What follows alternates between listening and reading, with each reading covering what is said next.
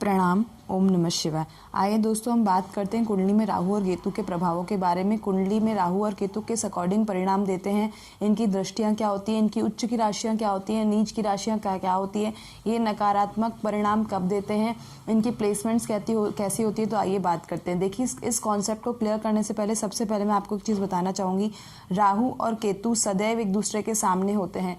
देखिए जहाँ पे राहु होगा उसके जस्ट सामने केतु होगा। अगर मैं राहु यहाँ लिख देती हूँ तो देखिए केतु हमेशा आपके यहाँ आएंगे। ये दूसरे दोनों एक दूसरे की सप्तम दृष्टि पर होते हैं हमेशा ही। देखिए यहाँ से गिनिए 1 2 3 4 5 6 7, तो यहाँ से इसकी सप्तम दृष्टि पर केतु आ गए। राहु के जस्ट सामने केतु होते हैं। यहाँ से गिनेंगे तो 1 2 3 4 5 6 7। तो वही चीज़ है, राहु जहाँ होंगे केतु जस्ट उसके सामने होंगे। सपोज कीजिए मैं राहु को यहाँ प्लेस कर देती हूँ तो केतु यहाँ से सप्तम भाव पे आएंगे। 1 2 3 4 5 6 7, तो केतु यहाँ आएंगे। बहुत ही सिंपल है। राहु और केतु कुंडली में एक दूसरे के सामने ही आते हैं। जहाँ राहु प्लेस होगा उसके सामने केतु होगा। यहाँ यूं कह लीजिए जिसके सामने केतु होगा उसके सामने ही राहु प्लेस होगा। दोनों एक दूसरे के सामने होते हैं हमेशा ही। एक और एग्जाम्पल ले लेते हैं।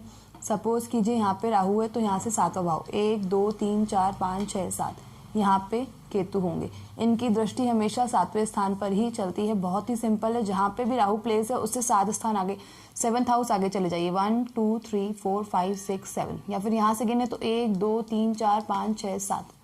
तो देखिए राहु और केतु क्या होते हैं, हमेशा कुंडली में एक दूसरे के सामने ही प्लेस होते हैं। तो आइए बात करते हैं। देखिए मित्र राशि में राहु हमेशा सकारात्मक परिणाम देते हैं। मित्र राशि में राहु हमेशा सकारात्मक परिणाम देते हैं। राहु की मित्र राशियां कौन कौन सी होती हैं? बुध, शनि, शुक्र और केतु। इस तरह केतु की इसकी सकारात्मक राशि क्या होती है?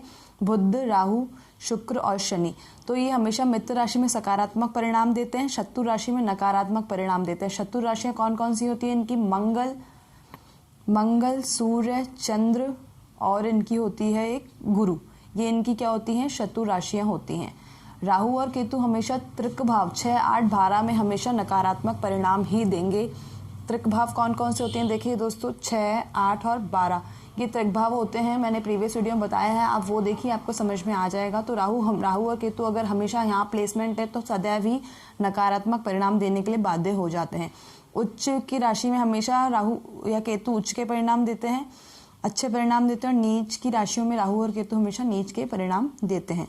देखिए बहुत ही सिंपल कॉन्सेप्ट है इसको समझने के लिए। केतु जहाँ पे उच्च का हो जाएगा वहीं राहु नीच का हो जाएगा। जिन राशियों में केतु उच्च के हो जाएंगे उन्हीं राशियों में राहु नीच के हो जाएंगे, और जिन राशियों में केतु नीच का होगा उन्हीं राशियों में राहु उच्च का हो जाएगा। देखिए एग्जाम्पल, केतु उच्च का होता है वृश्चिक और धनु राशि में, और यहीं इसके अगर पूरक बात करेंगे यानी अपोजिट, तो राहु नीच का हो जाता है वृश्चिक और धनु राशि में। यहीं अगर केतु नीच का हो जाता है वृषभ और मिथुन राशि में, और राहु उच्च का हो जाता है वृषभ और मिथुन राशि में। तो देखिए एक दूसरे के अपोजिट हैं ये। जहाँ केतु उच्च का होगा वहाँ राहु नीच का हो जाएगा, और जहाँ केतु नीच का होगा वहीं राहु उच्च का हो जाएगा। दोनों एक दूसरे के पूरक चलते हैं।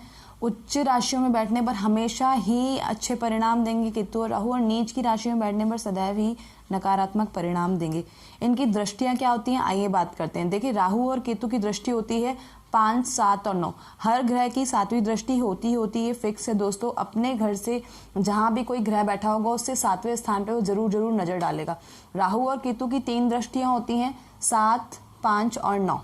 देखिए कैसे, सपोज कीजिए राहु यहाँ लिखा हुआ है, लग्न में अगर राहु लिखा हुआ है तो यहाँ से गिनेंगे 1 2 3 4 5।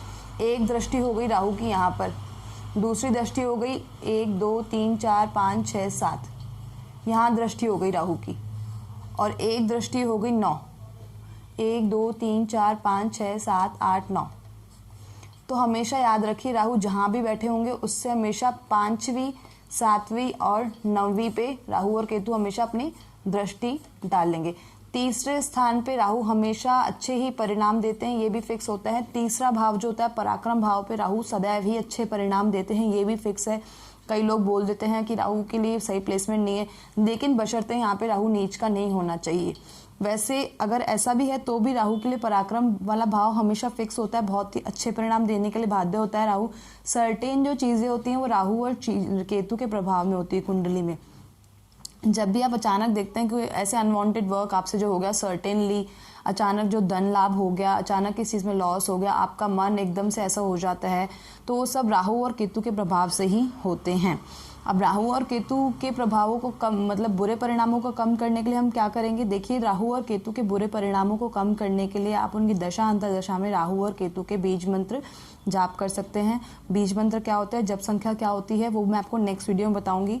तो इससे जो है वो पॉजिटिव रिजल्ट देने के लिए बाध्य हो जाएंगे, चाहे आपकी कुंडली में नकारात्मक या मारक होके बैठे हैं। सपोज कीजिए आपकी कुंडली में शनि योग कारक ग्रह है, और शनि योग कारक ग्रह है, और शनि के साथ ही 9 नंबर पे यहाँ पे राहु लिखा हुआ है। तो राहु स्व राशि में या योग कारक राशि में हमेशा अच्छा परिणाम देते हैं, ये चीज़ याद रखिएगा। दूसरा जो होता है, राहु और केतु हमेशा कुंडली में एक दूसरे के सामने होते हैं। जहाँ राहु होंगे वहीं केतु होंगे, जहाँ केतु होंगे उसके जस्ट सामने राहु होंगे, यानी 7वें स्थान पे राहु होते हैं केतु के, या केतु के यूं कह लीजिए केतु के 7वें स्थान पे राहु होते हैं। देखिए यहाँ पे राहु लिखा हुआ है, जिससे यहाँ से गिनिए 1 2 3 4 5 6 7, इसके जस्ट सामने केतु है राहु के, और राहु केतु के जस्ट सामने राहु है। तो राहु और केतु एक दूसरे के जस्ट सामने होते हैं कुंडली में। और दोस्तों, ये जो होते हैं बहुत ही छोटे से छायाग्रह होते हैं, लेकिन अगर कुंडली में अगर परिणाम देने पर आ जाए, चाहे नकारात्मक चाहे सकारात्मक, तो सर्टेनली जो गेन होता है, सर्टेन जो लॉस होता है, वो भी इन्हीं के चक्कर में होता है सारा। तो इनका कुछ भी वो नहीं, या तो इनके दान किए जाते हैं, या फिर सबसे ज़्यादा अच्छा जो चीज़ें इनके बीज मंत्र को, जप संख्याओं को हमें सिद्ध कर लेना चाहिए, ताकि जब भी हम इनको बोले तो इनमें जो हमारी जो कुंडली में राहु और केतु के नकारात्मक परिणाम है वो आने बंद हो जाए। होपफुली आपको आज की वीडियो बहुत पसंद आई होगी। तब तक के लिए प्रणाम। ओम नमः शिवाय।